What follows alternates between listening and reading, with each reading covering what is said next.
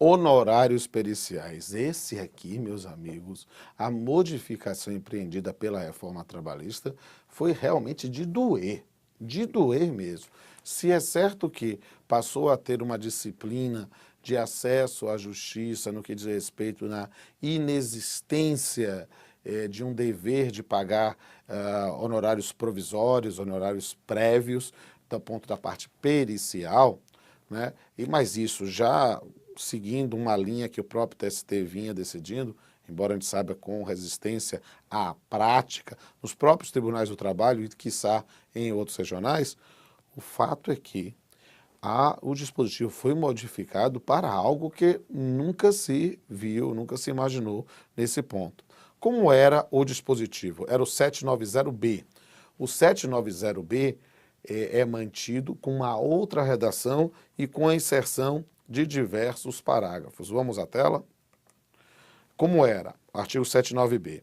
A responsabilidade pelo pagamento dos honorários periciais é da parte sucumbente na pretensão objeto da perícia, salvo se beneficiária de justiça gratuita.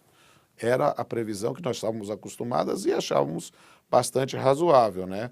Quem pediu a perícia, se perdeu no pedido objeto da perícia, pague, salvo se fosse beneficiário da gratuidade judiciária, porque ele não teria condições, isso deveria ser arcado pelo próprio Estado.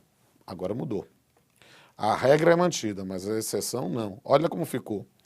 790B. A responsabilidade pelo pagamento dos honorários especiais é da parte sucumbente na pretensão objeto da perícia, ainda que beneficiária da justiça gratuita.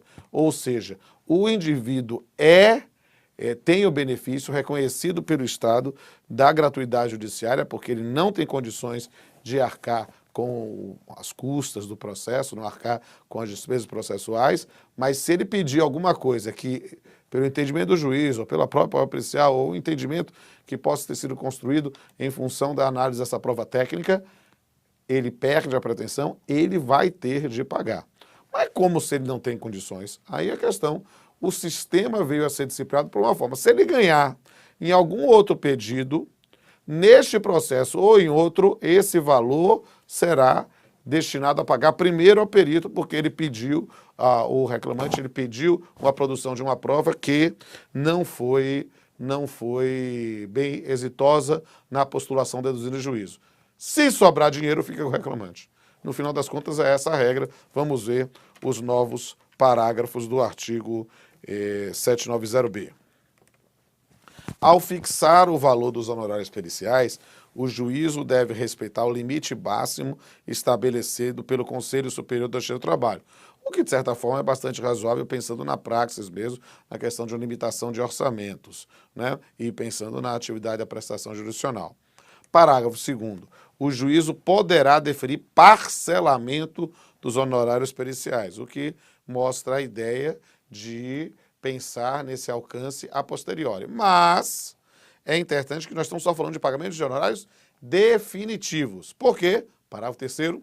O juízo não poderá exigir adiantamento de valores para a realização de perícias. Ou seja, a partir da reforma trabalhista, a vedação legal expressa para os chamados honorários periciais provisórios ou provisionais.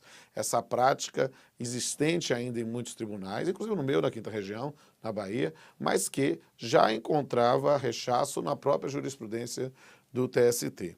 E, como eu falei, se estabeleceu uma regra em que o beneficiário da justiça gratuita, se perder a pretensão, vai ter de pagar honorários. E a disciplina está no parágrafo 4º do artigo 790B. Vamos lá?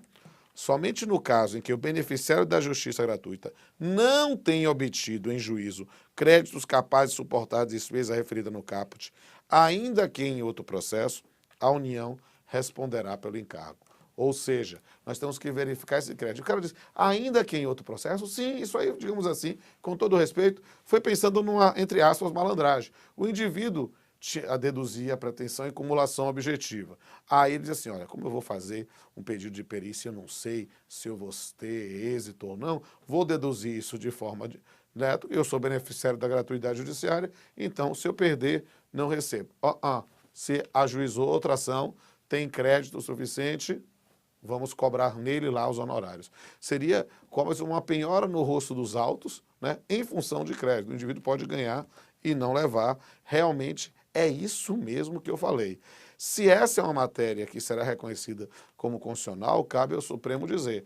Mas o fato é que estabeleceu-se uma disciplina que dificulta o acesso à prestação judicial no que diz respeito a aspectos relacionados à prova pericial. Está superada, portanto, parcialmente a súmula 457 do TST, né, superada ou parcialmente se refere à questão do beneficiário da justiça gratuita, né? Isso é uma súmula que perde um pouco o sentido. Vamos ler na tela?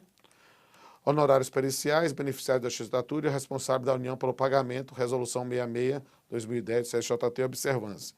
A União é responsável pelo pagamento dos honorários de perito quando a parte sucumbente no objeto da perícia for beneficiária da assistência judiciária gratuita, observado o procedimento disposto nos artigos 1º, 2º e 5º da resolução 66/2010 do CSJT. Por que está superado parcialmente? Justamente porque a União só será responsável se o indivíduo não obtiver, neste processo ou em outro, créditos suficientes para pagar com os honorários. Conseguiu qualquer crédito e a discussão é essa. Não houve uma limitação. Não foi dizer assim, não, se ele achar um determinado valor e esse que ele tem que receber de natureza salarial, ele recebe, mas se tiver algum que de natureza indenizatória, não. O valor que ele recebeu vai ser destinado, o crédito do perito torna-se um crédito privilegiado em relação ao próprio crédito do exequente, o que, a priori, para a nossa visão tradicional do processo de trabalho, soa um tanto quanto absurdo. O futuro a Deus pertence.